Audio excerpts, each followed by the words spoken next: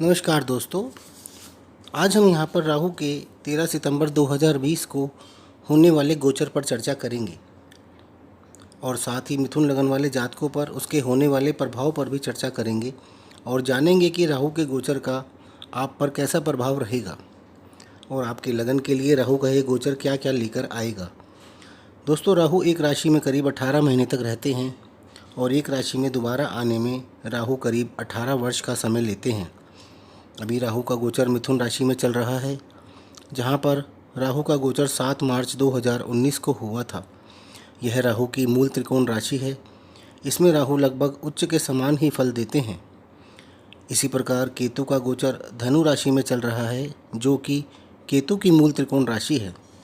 मिथुन राशि में राहु का गोचर अच्छा माना जाता है और यहाँ पर राहु अपना प्रभाव खुल कर देते हैं।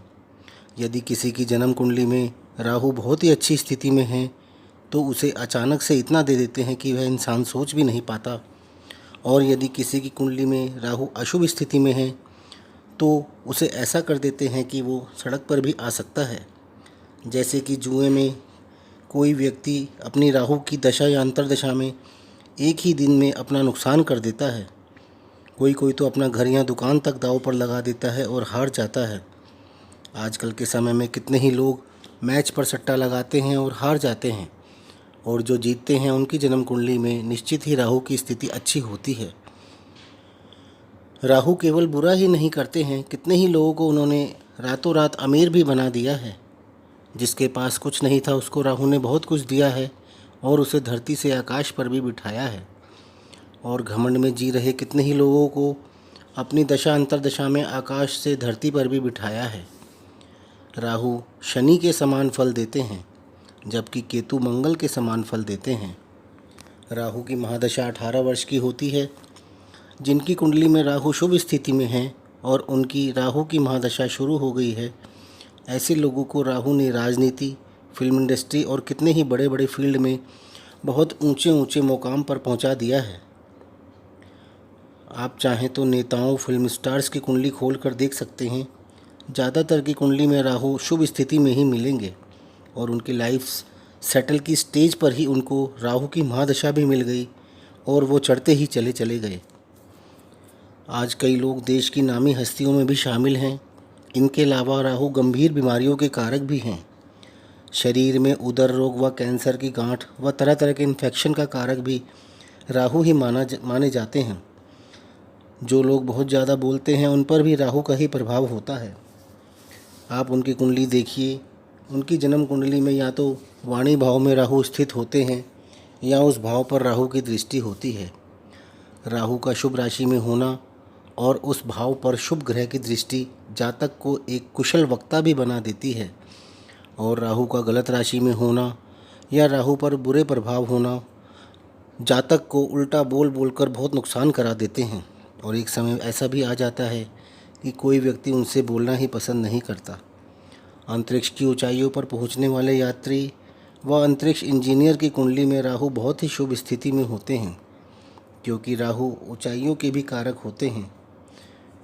पायलट्स और उनके सहकर्मी और एयर होस्टेस की कुंडली में भी राहु बहुत ही शुभ स्थिति में होते हैं, क्योंकि ये लोग भी अपना कार्य आसमान की ऊंचाइयों पर ही करते हैं। हम इसे ऐसे भी कह सकते हैं कि जिनकी कुंडली में राहु अच्छी स्थिति में होते हैं, ऐसे जातक ही इंजीनियर, अंतरिक्ष यात्री, पायलट व एयर होस्टेस व एक अच्छे पॉलिटिशियन बन सकते हैं। एक अच्छा पॉलिटिशियन बनने के लिए भी आपका राहु अच्छा होना बहुत ज़रूरी है। एक अच्छा वक्ता होना बहुत ज़रूरी होता है, और जो एक अच्छा वक्ता होता है वही एक अच्छा पॉलिटिशियन भी हो सकता है। राजनीति में सूर्य का रोल भी होता है, किंतु सूर्य सत्ता व सरकार का कारक है। राजनीति में होना और सत्ता में होने में या सरकार के होने में बहुत फ़र्क होता है। आपके परिवार में जो भी बुजुर्ग व्यक्ति होते हैं, जैसे आपके दादा दादी, वो भी राहु के ही प्रतीक हैं। आपको उनकी जितनी हो सके सेवा करनी चाहिए। इससे आपकी कुंडली में राहु की स्थिति सुधरती है। आपकी कुंडली में जब भी राहु की दशा या अंतर्दशा आती है, इसमें आपको गंगा स्नान कराने का भी अवसर प्राप्त होता है। ऐसा कहा जाता है कि राहु की दशा में जातक को तीर्थ यात्राएं करने का भी अवसर मिलता है। जब किसी जातक की कुंडली में राहु की स्थिति खराब होती है तो वह जातक हमेशा दूसरों की निंदा ही करता रहता है, स्वयं को ऊंचा और दूसरे को नीचा दिखाने का ही प्रयास करता है। उसकी बातों में ज़्यादातर दूसरों की बुराइयां ही शामिल होती हैं। ऐसे जातक में धर्म में रुचि कम होती है और दिखावा ज़्यादा होता है। ऐसे जातक अपने आगे किसी की नहीं चलने देते। ऐसा कहा जाता है कि राहु की स्थिति ही हमारे पिछले जन्म के फलों का निर्धारण भी करती है, क्योंकि राहु की स्थिति से ही हम ग्रहण दोष, पितृदोष व काल सर्प दोष का भी निर्धारण करते हैं, जिसके हमें समय रहते उपाय भी कर लेने चाहिए, अन्यथा यह दोष हमें लंबे समय तक परेशान करते हैं और फिर इसके उपाय भी लंबे समय तक करने पड़ते हैं। किंतु यह ठीक होते होते आप अपने कार्यक्षेत्र व जीवन में कई तरह की परेशानियां झेल चुके होते हैं। इसलिए आपके बच्चों की कुंडली में यदि पितृदोष, ग्रहण दोष या काल सर्प दोष है तो इसका उपाय आपको पहले ही कर लेना चाहिए, जिससे कि आपके बच्चों को जीवन में परेशानियों का सामना ना करना पड़े। राहु का गोचर 23 सितंबर 2020 को मिथुन राशि से वृष राशि में होने जा रहा है। वृष राशि के स्वामी शुक्र हैं और शुक्र सुंदरता, भोग विलास, राजसी ठाट बाट, यौन संबंध, आभूषण, बहुमूल्य वस्तुएं, डांस, म्यूजिक, एक्टिंग के भी कारक हैं। शुक्र को दैत्य गुरु भी कहा गया है। राहु इस राशि में उच्च के होते हैं और हर कार्य बिल्कुल फ्री होकर करते हैं। शुक्र के पास 64 कलाओं का स्वामित्व भी है, इसलिए राहु इस राशि में अपनी सारी कलाएं रचकर भी अपने भाव से संबंधित फल जातक को कैसे भी करके अवश्य देते हैं। यानी कि राहु का वृष राशि में गोचर कई जातकों के लिए बहुत ही शुभ रहने वाला है तथा उनको सभी प्रकार की सुख सुविधाएं भी प्रदान करेंगे। राहु और केतु हमेशा वक्री रहते हैं, यानी कि उल्टा चलते हैं। राहु का गोचर मिथुन राशि से कर्क राशि में ना होकर वृष राशि में होगा। इसी प्रकार केतु का गोचर धनु राशि से मकर में ना होकर वृश्चिक राशि में होगा। जिस प्रकार वृष राशि में राहु उच्च के होते हैं, उसी प्रकार वृश्चिक राशि में केतु भी उच्च के होते हैं।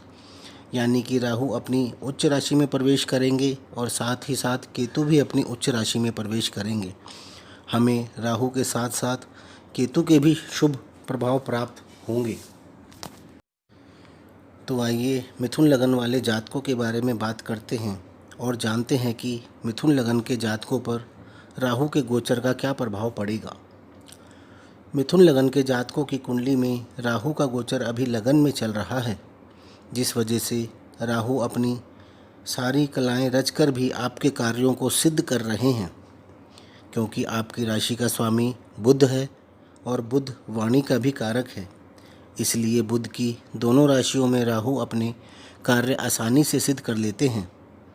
आप बोलने में तो निपुण हैं ही, साथ ही राहु के यहाँ पर आ जाने से आप झूठ भी बहुत आसानी से बोल पाते हैं और अपने कार्य करवा लेते हैं।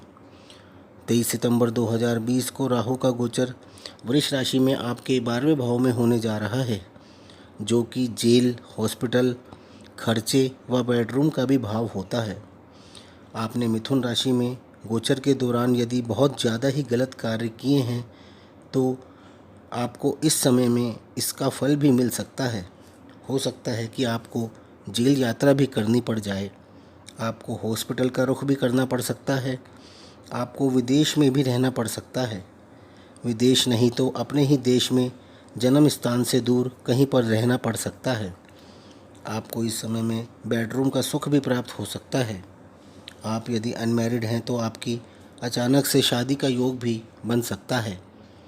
इस समय में आपकी किसी अपोजिट सेक्स के गलत व्यक्ति से भी मुलाकात हो सकती है और वो आपको किसी गलत मामले में फंसा भी सकता है। चाहे आप विवाहित हो या अविवाहित हो, सावधान रहें।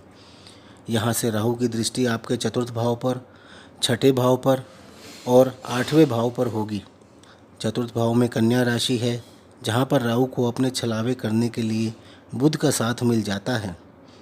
आपकी लगन कुंडली में यदि राहु की स्थिति अच्छी है तो आपको इस समय में कई तरह के सुखों की प्राप्ति राहु करवा सकते हैं।